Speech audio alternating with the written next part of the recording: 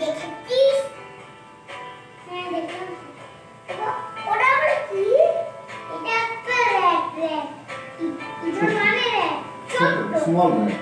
ও ছোট বেড়ে ছিল।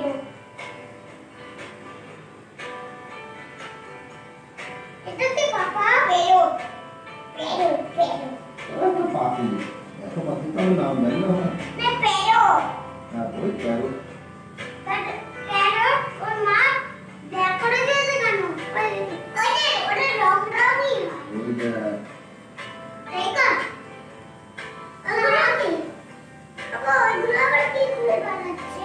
ওই জঙ্গলে হাতি, টাইগার, এলিফ্যান্ট, হিপোপটেমাস, ও দেখে বেবুন।